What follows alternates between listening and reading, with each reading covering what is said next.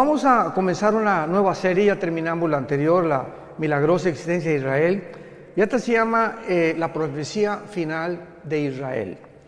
La profecía final de Israel, ¿a qué me refiero? A la profecía de las 70 semanas de Daniel. Abran sus Biblias, Daniel capítulo 9, 24 en adelante. Es muy importante, estando en Israel, que ustedes adquieran un mayor conocimiento, porque desde el Bereshit, apúntalo, Génesis es Bereshit, Bereshit con B grande en el hebreo, hasta el Apocalipsis. Ya el Apocalipsis pues ya está en griego, pero desde el Génesis hasta el Apocalipsis está Israel. Comienza Israel, ¿verdad?, cuando Dios llama a Abraham, y termina el Apocalipsis con 280 citas del Antiguo Testamento. Entonces es lógico que un cristiano que ha entrado a este libro maravilloso, porque Cristo fue judío, la primera iglesia fue judía, los apóstoles eran judíos y nos han dejado un legado a nosotros, los gentiles, para que nosotros podamos aprender de ellos lo que nos dejaron escrito y que podamos entender no solamente su cultura, sus costumbres. Ahora que están aquí, les aseguro, en Israel vas a comenzar a leer la Biblia de una forma diferente. Ya vas a ver Capernaum, pues a Capernaum, ¿verdad?, nos viene el Caná, y comenzamos ya a ubicarnos un poco más dentro de la estructura histórica y geográfica y arqueológica de las Sagradas Escrituras. Entonces es maravilloso. Estos viajes a Israel son tan importantes, y finalmente pues aquí vamos a vivir eternamente, ¿verdad? Claro que después bajará la Nueva Jerusalén, pero aquí estaremos en el milenio reinando con Jesucristo y el rey David como gobernante de Israel.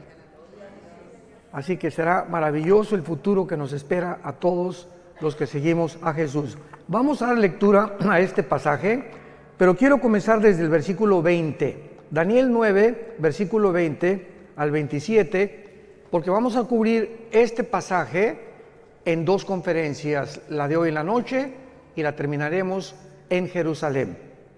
Dice así: aún estaba hablando y orando y confesando mi pecado, está hablando Daniel, y el pecado de mi pueblo Israel, y derramaba mi ruego delante de Jehová mi Dios por el monte santo de mi Dios.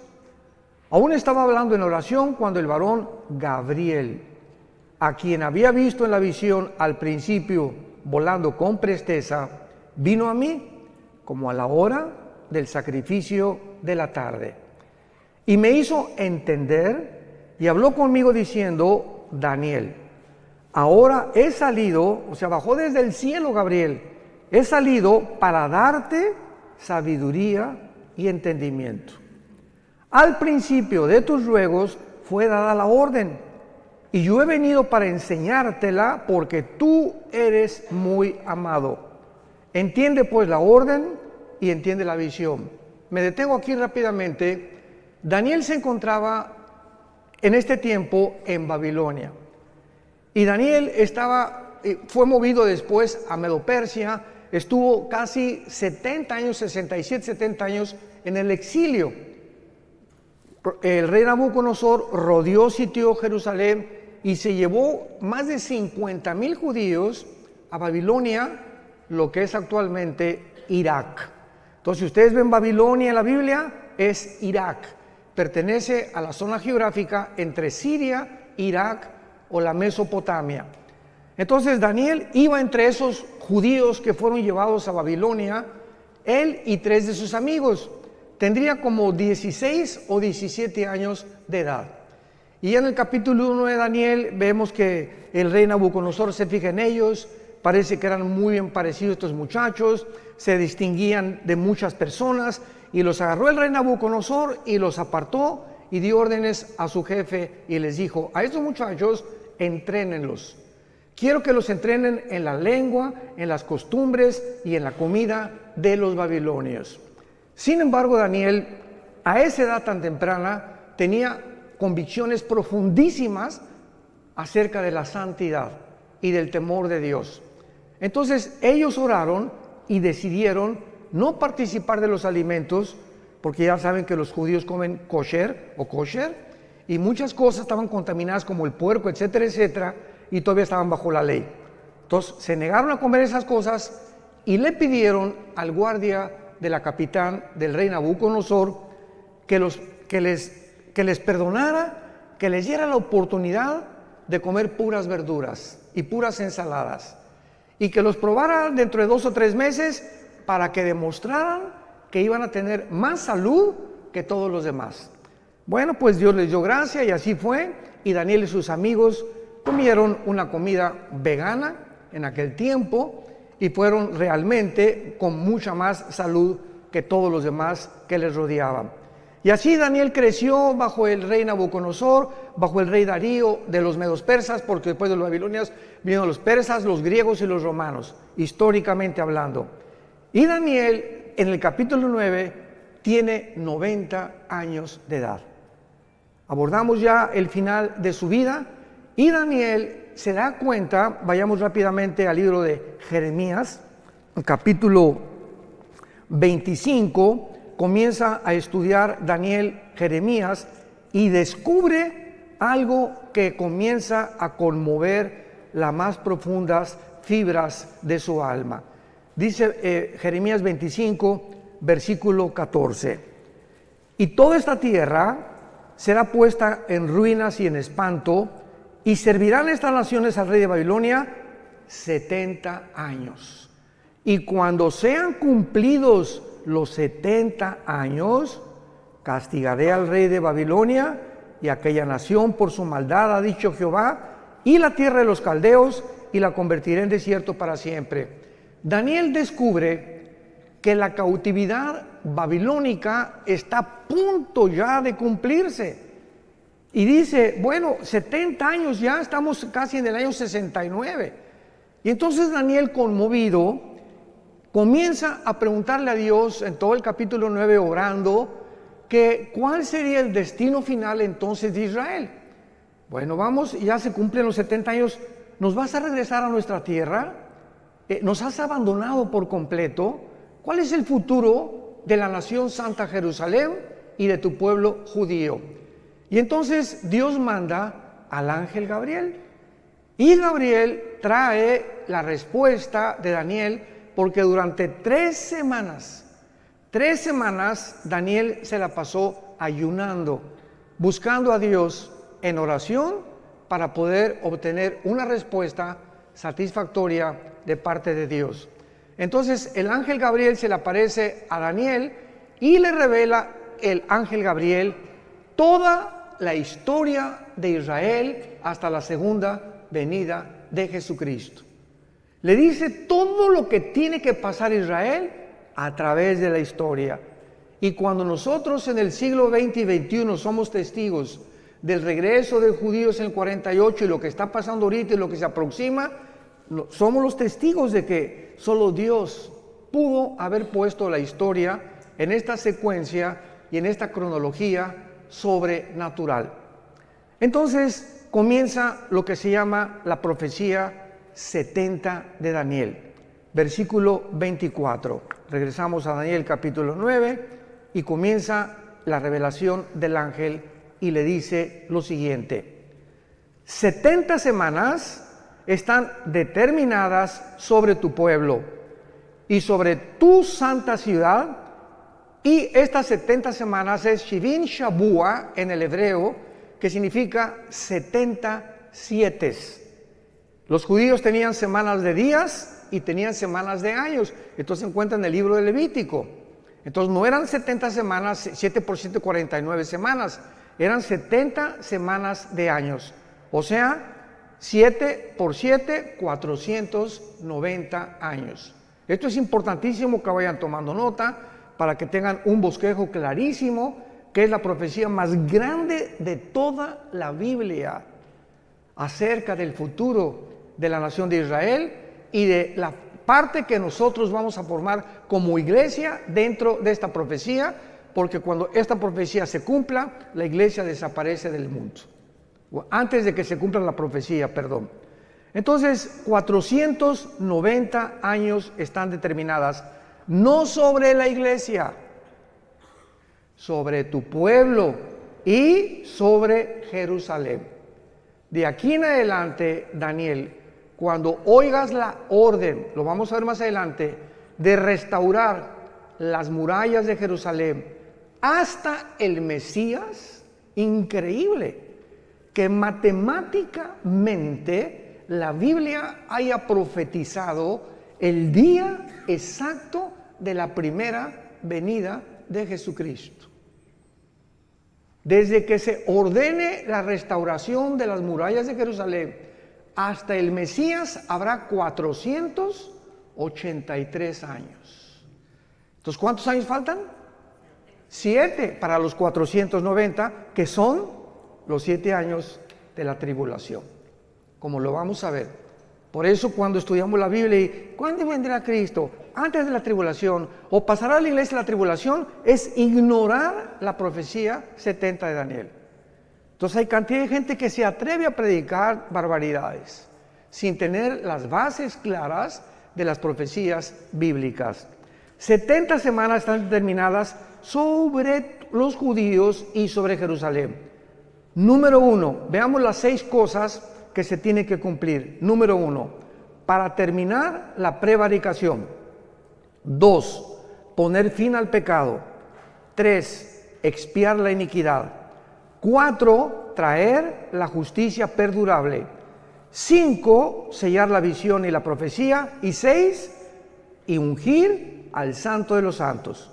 Sabe pues, le dice el ángel, y entiende que desde la salida de la orden para restaurar y edificar Jerusalén hasta el Mesías habrá 7 semanas y 62 semanas, y se volverá a edificar la plaza y el muro en tiempos angustiosos, y después de las de 62 semanas se quitará la vida al Mashiach, a Mashiach, como dicen en hebreo, mas no por sí. Y el pueblo de un príncipe que ha de venir destruirá la ciudad y el santuario, y su fin será con inundación. Hasta el fin de la guerra durarán las devastaciones. Y por otra semana, o sea, por 7 años, que una semana tiene 7 años, confirmará el pacto con muchos. A la mitad de la semana hará cesar el sacrificio y la ofrenda. Después, con la muchedumbre de las abominaciones, vendrá el desolador, que es el anticristo. Lo vamos a ver todo esto, hasta que venga la consumación y lo que está determinado se derrame sobre el desolador. Así pues, esta profecía, que se conoce como la profecía de las 70 semanas de Daniel, es revelada al profeta Daniel para que él pueda conocer claramente qué es lo que Dios tiene destinado para esta nación de Israel. Y esta es la razón por la cual nosotros como cristianos sabemos que después de la guerra del 48 que regresaron ellos, para que esto se cumpliera, Israel tenía que regresar. Si no hubiera regresado Israel en el 48, ninguna profecía de los últimos tiempos, todas relacionadas con la nación de Israel, no se hubieran podido cumplir. Entonces, el hecho que hayan regresado el 14 de mayo del 48 y esta nación se haya convertido en un estado libre, independiente y soberano en un día, el fenómeno ya lo vimos, más grande de la historia, ninguna nación en un día se ha conformado, nos habla que comienza el reloj, la cuenta regresiva de Dios. Ya más adelante veamos que Cristo profetiza, ¿verdad?, la señal de la higuera, que cuando la higuera reverdezca, que es Israel, no pasará una generación sin que esto o estas profecías se cumplan. Muy bien, ahora veamos los detalles punto por punto de esta profecía. 6 cosas le menciona el ángel Gabriel para que se cumplan los 490 años. Número 1, terminar la transgresión. Hay un grupo, quiero explicar esto, hay un grupo de cristianos, hermanos nuestros, y pues hay algunas perspectivas diferentes en muchos pasajes de la Biblia, no esenciales ni relacionados con la salvación. Por ejemplo, Dentro del cristianismo hay cristianos que creen que se pierde la salvación. Y si tú crees que se pierde la salvación y yo no creo que se pierda la salvación, es una doctrina no esencial, aunque va a detener el desarrollo de tu comprensión de muchas cosas, pero nos vamos a ver en el cielo. Finalmente, ¿no? Hay cristianos que creen que todos tienen que hablar en lenguas y otros que no, que el don de lenguas es para ciertas personas. Y si tú sigues creyendo eso, digo, vuelvo a repetirte, ¿no?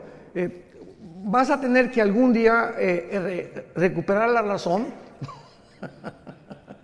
y entender que no es así, porque es clarísima 1 Corintios 12, que Dios reparte en particular como Él quiere, ¿no? Pero nos vamos a ver en el cielo también, de todas maneras.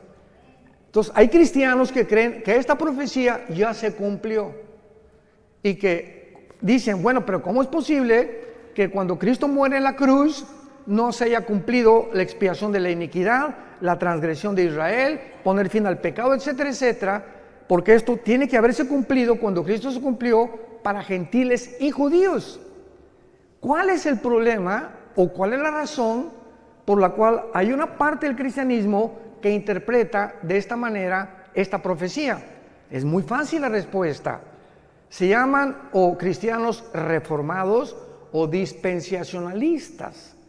Entonces, el dispensacionalismo, la palabra dispensación significa administración o la economía de Dios para poder administrar las diferentes fases de las épocas de toda la Biblia, desde Adán hasta la segunda venida de Cristo. Entonces, estos hermanos enseñan claramente de que Israel ya pasó, que ya Dios no tiene nada que ver con Israel, que llegó a la iglesia y la iglesia tomó el lugar de Israel, y que la iglesia va a reinar y va a vencer el mal antes de que Cristo venga, y que va a haber una gran Argentina para Cristo, no sé cuándo han oído eso, México para Cristo, España para Cristo. La Biblia no habla de ningún avivamiento mundial antes que venga Cristo. Los avivamientos que va a haber antes que venga Cristo, el arrebatamiento, van a ser como el de Asbury. Hace poco vieron ustedes en Kentucky, ¿no? Que una iglesia comenzaron los muchachos sin ninguna expectativa de nada, comenzaron a cantar la guitarra y comenzó un espíritu, cayeron al suelo los muchachos, llore y llore, no hubo manifestaciones de nada, ni locuras de nada, y las muchachas, y comenzaron a arrepentirse y a pedirle perdón a Dios por los pecados, y duró como casi un mes, y la gente del mundo estaba absorta, asombrada de que miles de muchachos estaban pidiéndole a Dios y consagrándose a Cristo sin ningún mensaje de exhortación de ningún pastor. Fue una obra completamente del Espíritu Santo. Ese es un avivamiento. Entonces, así como sucedió ahí, va a suceder en pequeñas iglesias en el mundo. Hay un remanente en todas las iglesias, hay un remanente de verdaderos cristianos santos y que siguen a Jesucristo. Así como en todas las iglesias del mundo entero, casi la mayoría de los que asisten no son cristianos, personas que nunca se han arrepentido de sus pecados, pero van a la iglesia y diezman y hacen esto y el otro, y vuelvo a repetir, de lunes a viernes viven como el anticristo. Jamás sin tener fruto, siguen con su amante, siguen con la fornicación, siguen con esto, siguen con por aquí, por allá, y se dicen cristianos. Pero esto está escrito, que la maldad tenía que crecer dentro de la iglesia, iba a leudar la vida de muchos cristianos, que iban a ser arrastrados por el mundo, y cuando venga Cristo se quedarán en el arrebatamiento, y ahí descubrirán que nunca realmente siguieron a Jesús. Muy bien. Entonces, cuando la Biblia dice que se va a terminar la transgresión, Dios no ha terminado con Israel. Siempre que he tenido discusiones en programas de televisión o en entrevistas, le digo a mis hermanos pastores que discuten o que alegan o que tenemos debates, Romanos 9, Romanos 10 y Romanos 11 son 3 capítulos suficientes en el Nuevo Testamento para testificar que Dios no ha acabado con Israel. Cristo rechazó a Israel y están en la banca. Y estamos en el partido, la iglesia, ahorita estamos ahí en el Estadio Azteca jugando. Pero va a tocar el silbatazo el árbitro y vamos a salir todos los que participamos en el juego y la banca va a entrar al partido final, que es Israel en la tribulación. Entonces Dios no ha terminado con Israel. No es cierto que la iglesia haya ocupado el lugar de Israel, porque Israel fue una nación o una entidad completamente diferente. Jehová el Padre era el esposo de Israel. Todo esto es simbólico. La iglesia es la novia de Cristo.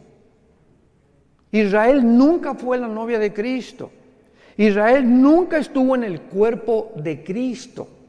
Israel nunca fue enterrada y resucitada y sepultada porque el Mesías no había venido.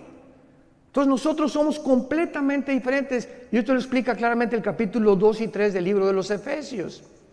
Que ahora la iglesia, ¿verdad? Que un misterio en el Antiguo Testamento de la iglesia no existía en el Antiguo Testamento de la iglesia. Ignorar estas verdades y estas doctrinas lleva a muchísimos hermanos a trazar la palabra de verdad chueca. Y con el tiempo, ¿verdad? Pues ya estudiamos un poco más y vamos comprendiendo la palabra de Dios. Entonces, por ejemplo, dice en Zacarías, veamos estas verdades acerca de la conversión final de Israel. Entonces, la muerte de Cristo quita las transgresiones de nosotros, pero Israel le rechazó como Mesías. Y de Cristo en nuestros días, todos los judíos que aceptan al Mesías forman parte de nosotros, forman parte de la iglesia. Se les llama judíos mesiánicos. ¿Se acuerdan de la barca, el que comenzó a cantar? Era judío y no le dio vergüenza, gloria a Dios, y enfrente de todos yo soy judío mesiánico, creo que Jesús es el Mesías. Y como él se calcula que hay actualmente 185,000 judíos de papá y de mamá, que creen que Jesucristo es el Mesías. Pero finalmente, o sea, es un remanente, pero esos judíos que se llaman mesiánicos forman parte de la iglesia, porque ahora en la iglesia no hay judío, ni griego, ni gentil, ni español, ahora somos todos el mismo cuerpo de Cristo. Ya no hay acepción de personas. En el Antiguo Testamento solamente los judíos, en el Nuevo Testamento de todas las nacionalidades del mundo. Pero Dios no ha terminado con Israel. Y veamos en Zacarías 12 de qué forma la Biblia nos muestra claramente que en la segunda venida de Cristo se van a arrepentir. Dice así, Zacarías 12, 10 y 11. Y derramaré, está hablando de todo este pasaje, Zacarías 12, 13 y 14, habla de la segunda venida y del Armagedón y del tiempo del milenio. Derramaré sobre la casa de Israel, dice la Biblia, espíritu de gracia y de oración sobre la casa de David, sobre la casa de David y sobre los moradores de Catepec, dice, no, ¿verdad? Ni de Toluca, sobre los moradores de Jerusalén, espíritu de gracia y oración, y mirarán a mí, a quien traspasaron, y librarán y llorarán como llora por hijo unigénito, afligiéndose por él como quien se aflige por el primogénito. Esto no ha sucedido por el amor de Dios.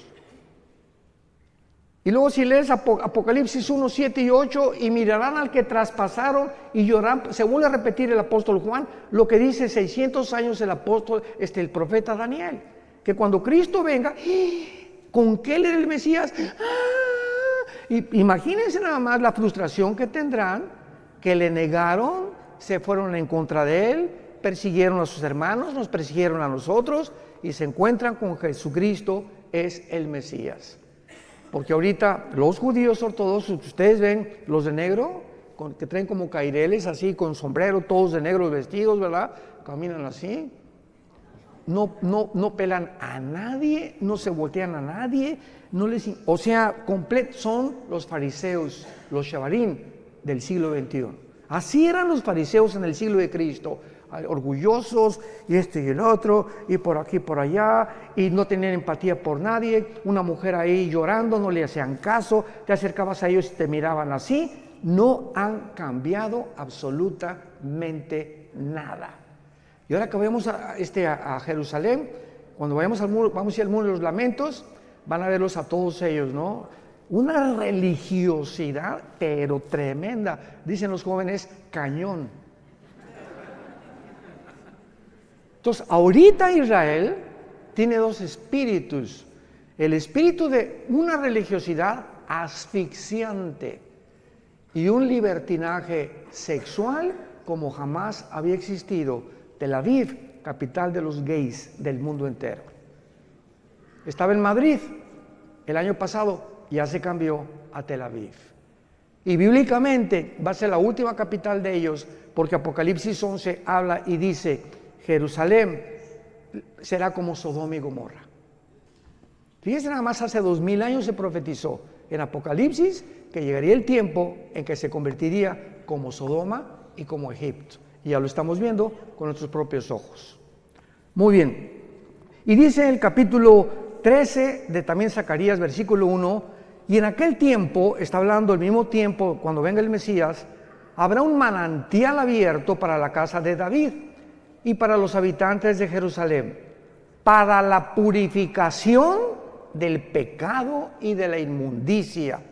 Hasta que venga Jesucristo en la tribulación, van a ser purificados, van a enfrentarse con la limpieza de sus pecados. Es la primera condición de la profecía de Daniel, terminar la prevaricación.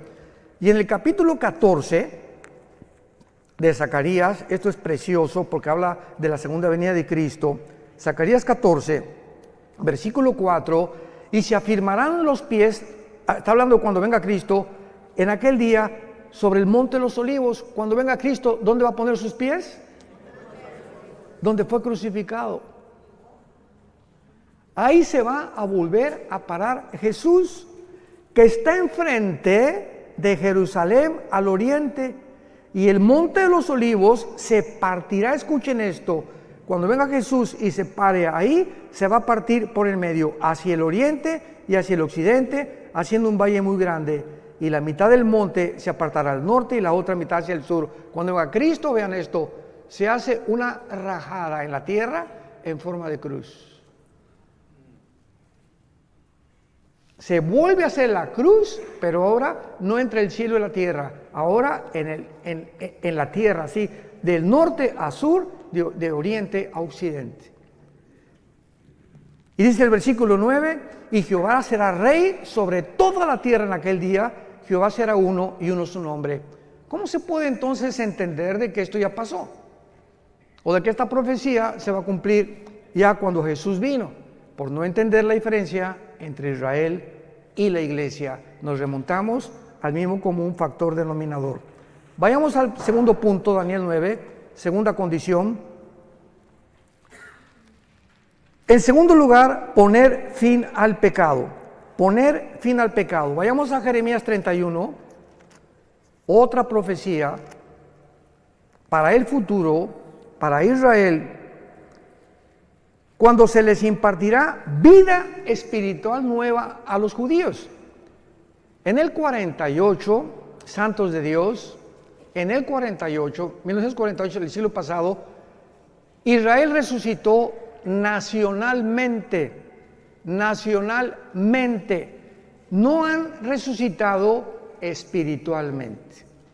Entonces regresaron a su tierra en incredulidad y siguen en incredulidad.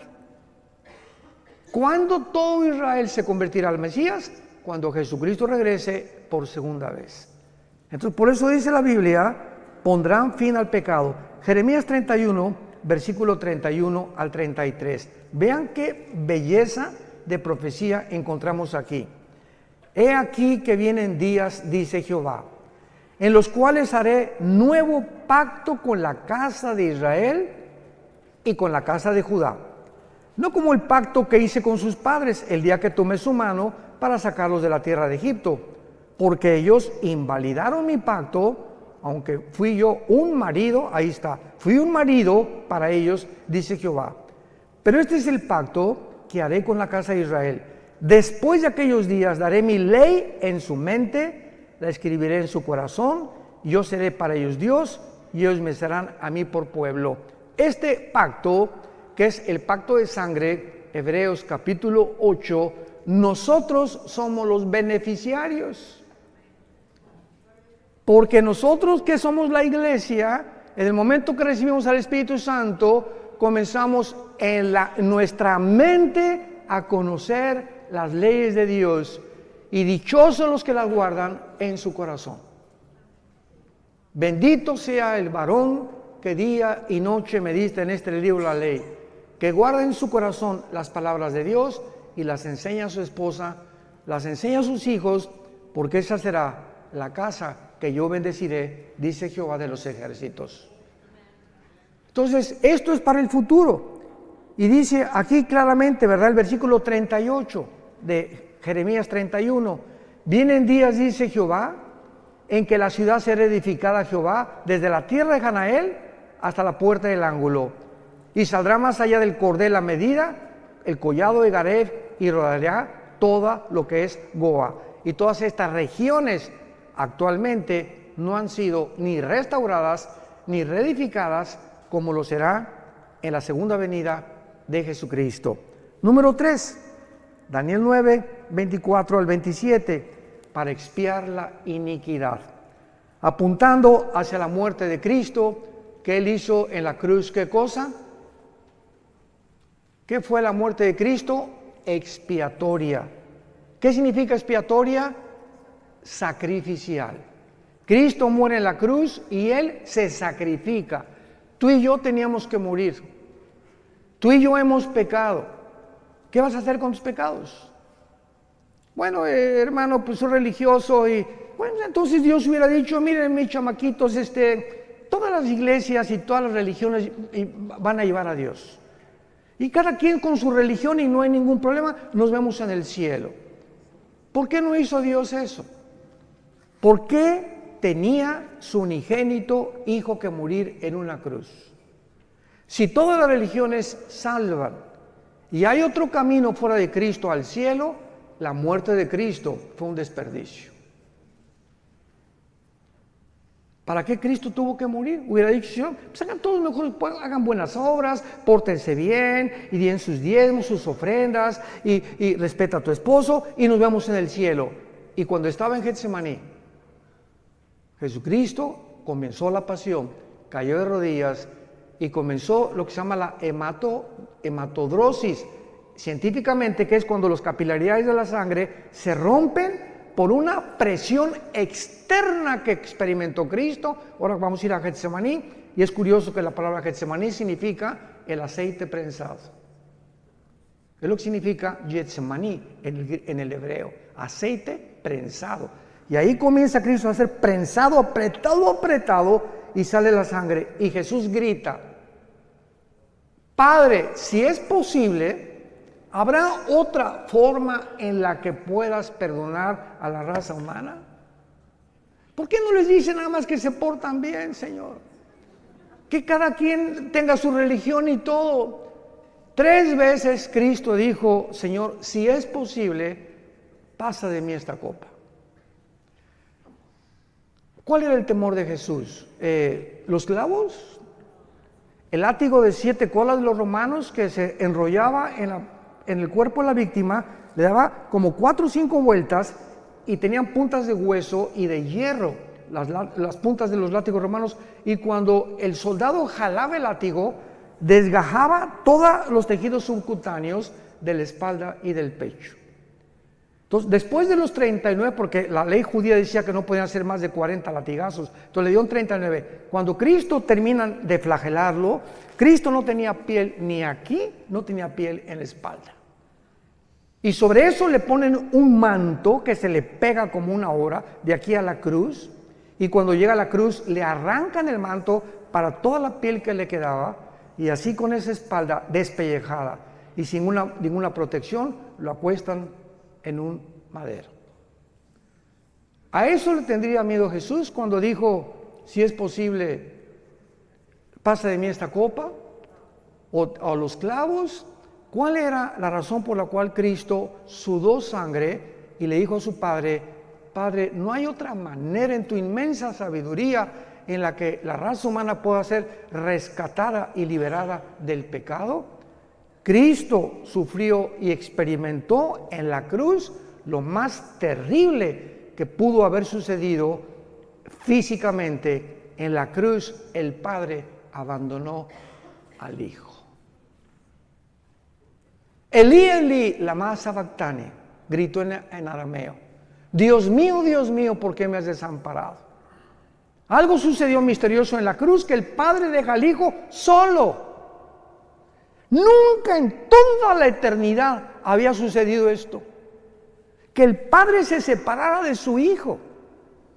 Y el Hijo en ese momento, cuando nuestros pecados, tus pecados y mis pecados, fueron puestos en el cuerpo de Cristo, el Padre no podía estar en Él, no podía siquiera estar junto a Él.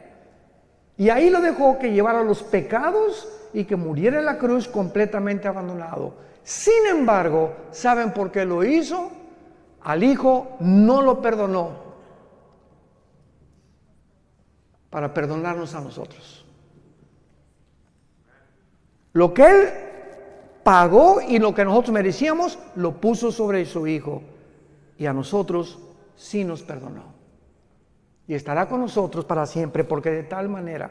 ¿Ya entiendes ahora el versículo Juan 3:16? Porque de tal manera. No hay otras palabras del Espíritu Santo, de tal manera. No se puede pronunciar lo que sucedió. De tal manera nos amó Dios. Tan grande, no hay palabras para escribir, que Dios amó al mundo, que nos dio a su Hijo unigénito. Para que cualquiera de ustedes que crea en Él no se pierda, mas tenga la vida eterna. Y Dios muestra su amor para con nosotros en que siendo pecadores, o sea, ahí está el chanclas y el pitirijas, cuijas, borracho, un homosexual, una lesbiana, borracho, parrandero y jugador. Y vean ustedes, esta es la cruz. Y aquí está el pitirijas y el chanclas, ¿verdad? ¿Y cuál es el pensamiento de nosotros? Es que la adúltera, aquí está la mujer adúltera, el hombre adúltero, el hombre misógino, llámale como quieras al ser humano. Y el ser humano piensa que antes de acercarse a Dios, tenemos que dejar de ser borrachos, tengo que dejar de ser adúltero, tengo que dejar de ser alcohol. Tenemos que dejar de pecar y entonces venimos a Dios y nos acepta. Y la Biblia dice, ven cómo estás. ¿Eres homosexual? ¿Eres borracho? ¿Eres un adúltero? ¿Tienes 3 amantes? ¿Has hecho 8 abortos? ¿El pitirijas cuántas muertes? Señor, he matado a 30 personas. Así como estás con toda la mugre y los pecados que tengas, ven a la cruz y cree lo que hice yo por ti. Y cuando yo entre a tu vida, te limpio de todo y todo tu pasado es borrado completamente. Y te daré el poder ahí mismo en la cruz para que comiences una vida nueva.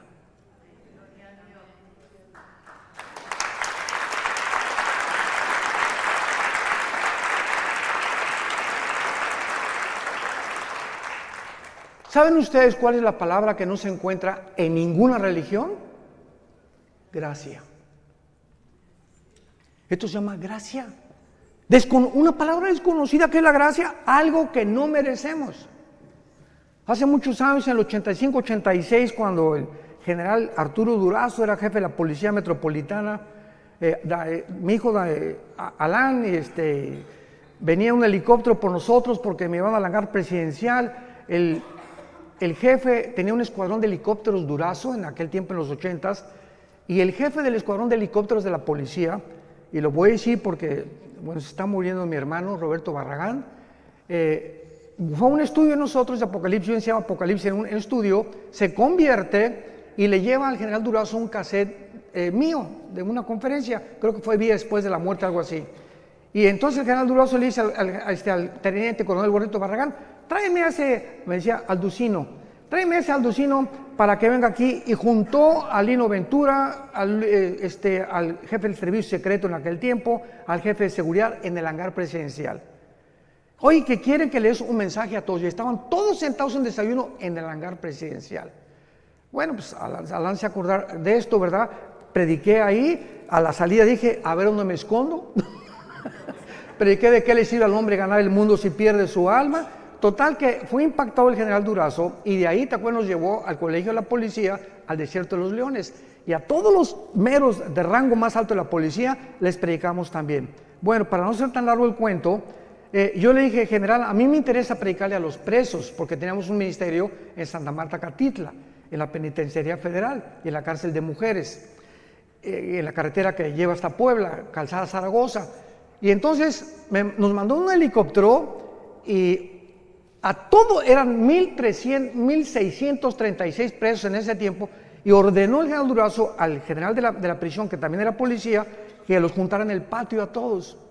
Y después de que hicimos ese evento, todos los presos así, ¿verdad? Y rasgados, y ves en el video que tenemos ahí, pero así unas caras, y conforme iba pasando el mensaje, ves cómo se les iban suavizando las caras, se convirtieron 1,150 presos. 1,150 presos. Y al final llega uno y se acerca conmigo y me dice, oiga, pastor, quiero contarle algo. Sí, con mucho gusto, venía pero bañado en lágrimas. Y me dice, fíjese que yo estoy aquí en la prisión por un asesinato. Yo soy gatillero a sueldo de Veracruz, donde dicen que la vida no vale nada. Y me mandaron, desde los 12 años me contrataron para matar personas. Desde los 12 años. Y yo llevo hasta ahorita 27 asesinatos. Vine hace algunos meses a México, comisionado para matar a un político, y en el periférico se me atravesó alguien, saqué la 38 y lo maté. Por ese asesinato me agarraron y estoy aquí en la cárcel, no por los otros 27 que yo debo.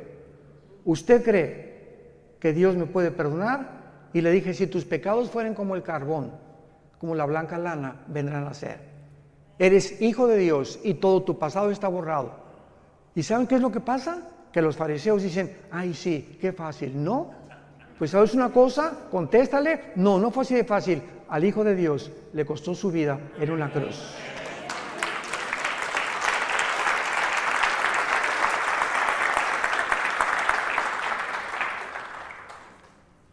Cuando comprendemos ese amor tan grande, ¿cómo podemos atrevernos a seguir pecando?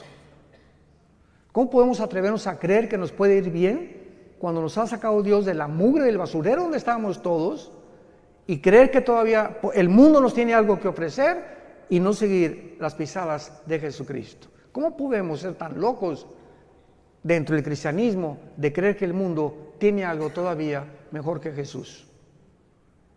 En tercer lugar dice la Biblia, para expiar la iniquidad.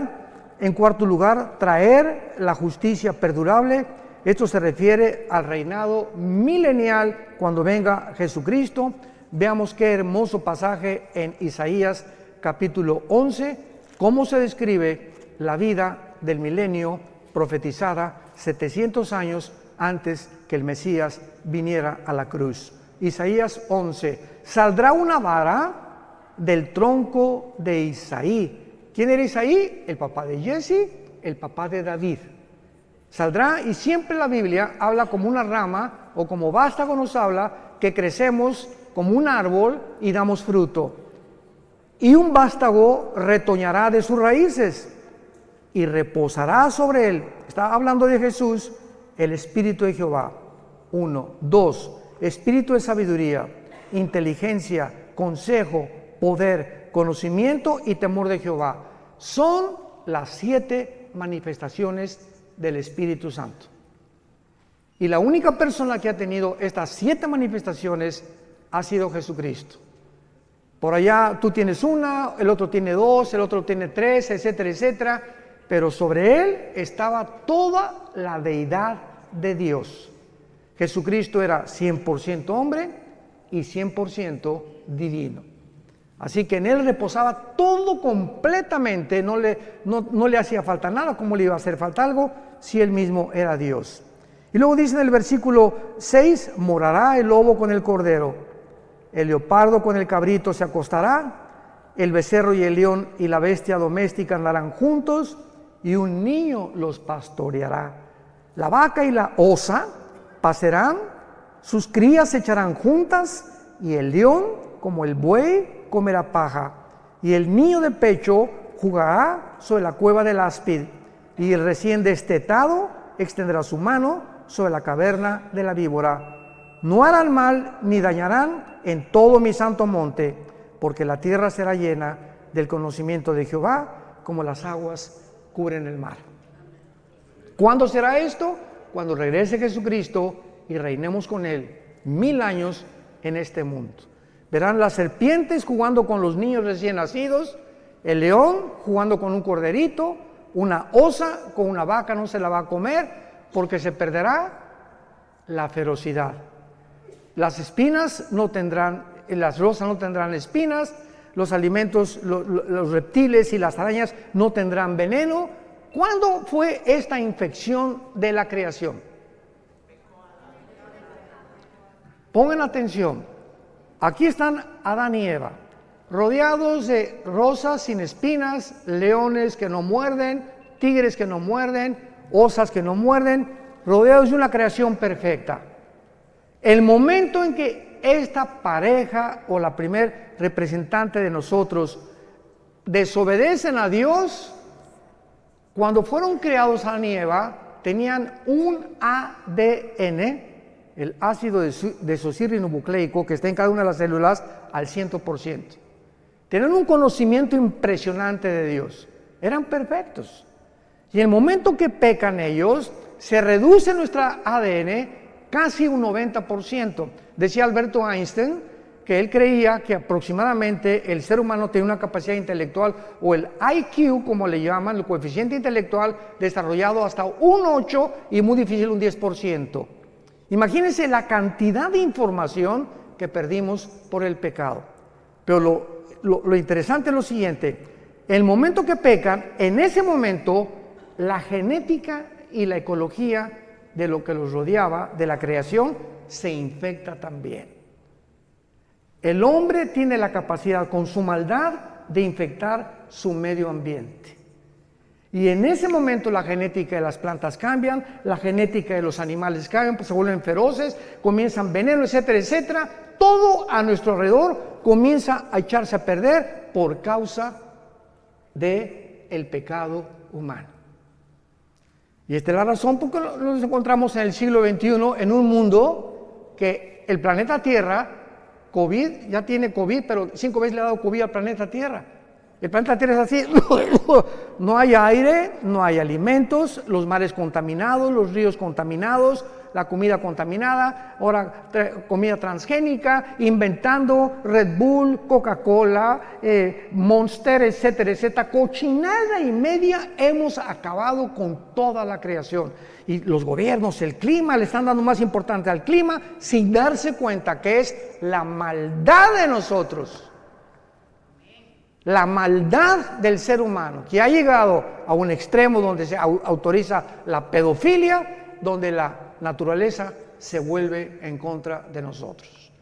Más terremotos, huracanes más violentos, más sacudidas, más tsunamis, porque, ay, que Dios, qué tan malo, sin darnos cuenta que somos nosotros los causantes de todos estos desastres naturales que Dios permite que vengan, para que podamos arrepentirnos de nuestros pecados y darnos cuenta que mientras el mundo se pudre más y más, el mundo va a la par con el ser humano. Vean Isaías capítulo 24.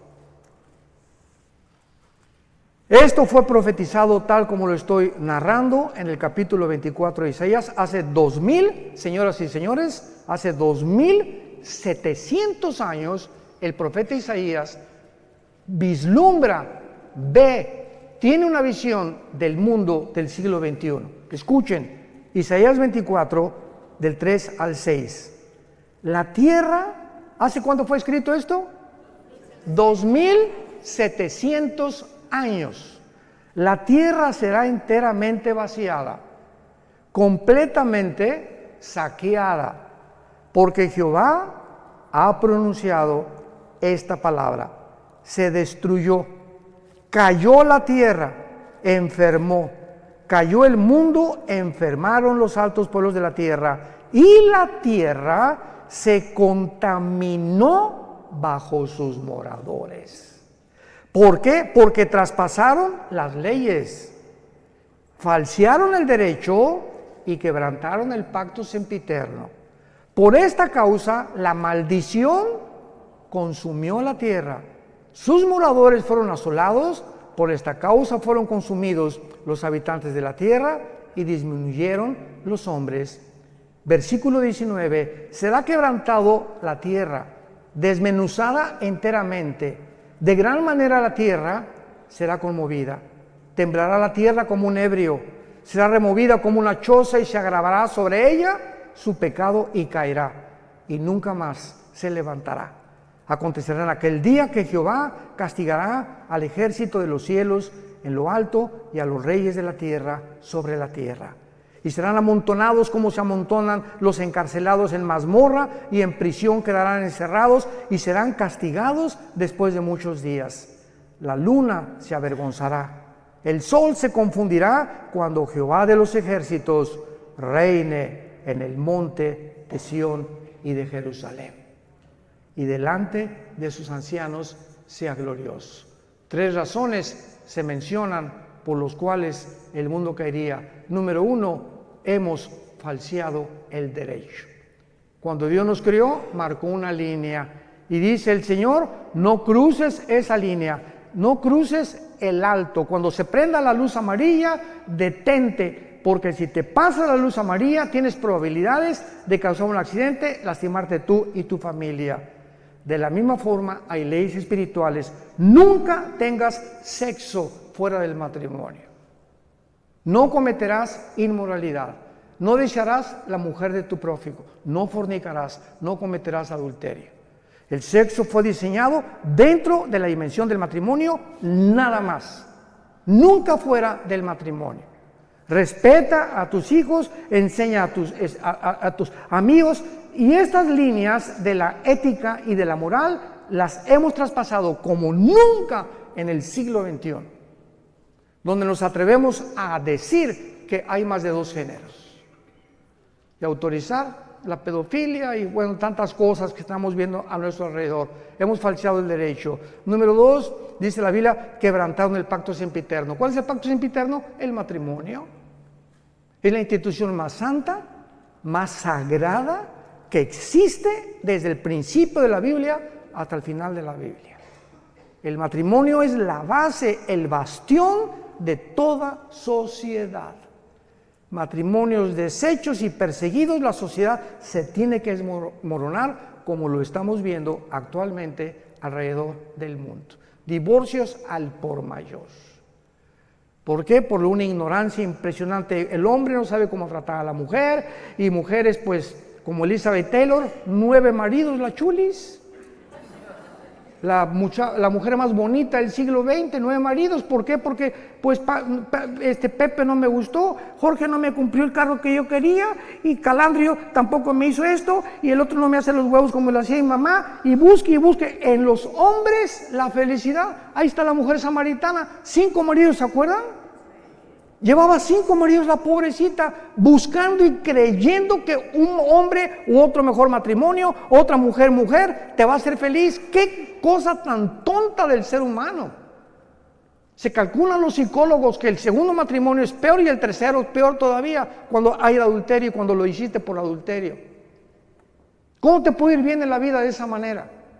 Y creyendo siempre, no, esta mujer no, hay otra mejor, y este está más guapo, y esta está más bonita, y esta está 20 años más chica que yo, y me voy con las chamaquitas, etcétera, etcétera. Esa es la mente sin freno, las pasiones desenfrenadas del ser humano que lo llevan a estrellarse contra la pared. Y hombres que pierden su esposa, pierden sus hijos, su trabajo, la vergüenza, simplemente por media hora de placer.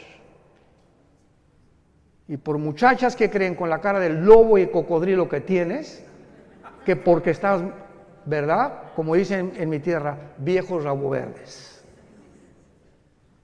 Y finalmente se encuentran con el juicio final de Dios, por haber violado el pacto sempiterno de Dios. No sé, se nos acabó el tiempo, vamos a continuar con esto en Jerusalén. Pero es importante que nosotros podamos ver esta profecía aunada a lo que estamos viendo, para que entendamos que Dios no ha acabado con esta nación. Y ahora nos trae a nosotros, no se imaginan la cantidad de viajes que hay aquí a Israel desde hace muchos años, ¿verdad? Como a todos los guías y a todos los judíos que me he encontrado en estos días por acá, mi esposo y yo teníamos 10 años que no veníamos a Israel. En 2013 fue la última vez que venimos. Alán viene más seguido, pero nosotros teníamos 10 años que no veníamos. Siempre les digo a todos los judíos, ¿sabes una cosa? Que es increíble cómo Dios los ama. Hoy Alán me presentó al gerente del restaurante, estamos platicando y me dice, ¿tú qué haces? Le digo, voy a enseñar en la noche el libro de Daniel, las profecías de Daniel, y voy a enseñar que Israel, que Dios no ha acabado con ustedes, y se quedó así, porque él también se llamaba Gabriel. Le dije, voy a hablar del ángel Gabriel, tu pariente, le dije. Pero es maravilloso, ¿verdad? Porque ellos se sorprenden que nosotros tengamos un poco más de profundidad en la Torá o en la ley para ellos, que son los 5 libros de la Biblia, que ellos mismos y que los mismos rabinos. Porque dice 2 Corintios 3 que cuando se les caiga el velo van a convertirse. Y ahorita los judíos tienen un velo que les impide ver y entender la realidad de quién es Jesucristo. Padre, te damos gracias en esta noche preciosa, donde nuestros cuerpos, que son el templo del Espíritu Santo, ya no nos pertenecemos a nosotros, ya no podemos hacer lo que querramos con nuestro cuerpo, porque nos has comprado con precio, con tu sangre preciosa, no con oro y plata, sino con tu sangre preciosa que derramaste en esa cruz. Abre nuestro entendimiento, Espíritu Santo, para que podamos comprender la anchura, la altura y la profundidad del amor de Jesús, que sobrepasa todo entendimiento. Gracias, Señor Jesús, el unigénito de Dios. En Él fueron hechos los cielos y la tierra, y todas las cosas fueron hechas, y sin Él nada ha sido hecho. En Él estaba la vida, y la vida era la luz de los hombres.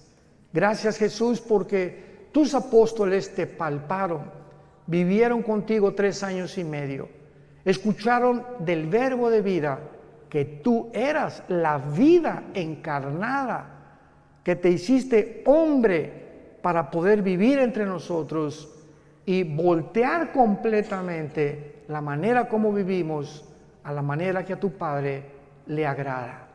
Aprendan de mí, dijo Jesús, que soy manso y humilde de corazón, y hallaréis gracia y descanso para vuestras almas. Oramos en tu nombre precioso. Señor Jesús, te amamos con todo el corazón y mantendremos la pasión por la verdad hasta el último día de nuestra vida. Amén.